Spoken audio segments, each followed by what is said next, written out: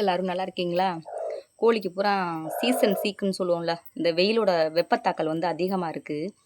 என்ன பண்ணுறதுன்னு தெரில. இன்றைக்கி இந்த கோழிக்காகவே நான் வேலை லீவு. கிட்டத்தட்ட நம்மக்கிட்ட ஒரு 30 40 உருப்படி கோழி வந்து இருக்குது.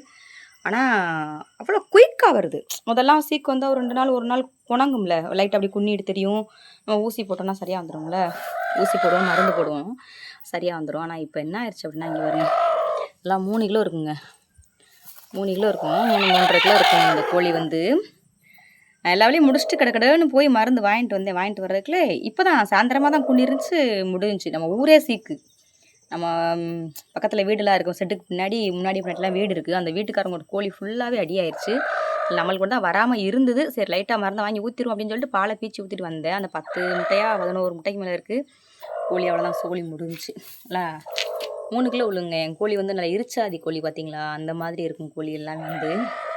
எல்லாம் பூரா இங்கே அடைஞ்சிருக்காங்க. பாதி பேர் எல்லாம் மரத்தில் அடைஞ்சிருக்குதுங்க. சீக்கு வந்து அவ்வளோ குயிக்காக வருது. அதெல்லாம் ஆச்சரியமாக இருக்குது. குணங்குது, அவ்வளோதான், சோழி முடிஞ்சிச்சு. ஒரு 2 நாள் 3 நாள் போகிறக்கும்ல, அதில் அப்படியே வேகமாக ஷார்ட் அவுட் பண்ணுது. டக்குன்னு வருது. நானும் போய் மெடிக்கலில் போய் மருந்து எல்லாம் வாங்கிட்டு வந்துட்டு ஊசியை போடுன்னு எடுக்கிறேன், கோழி செத்து போச்சு. அவங்க மேல் வீட்டுக்காரங்கலாம் வளர்க்குறாங்க.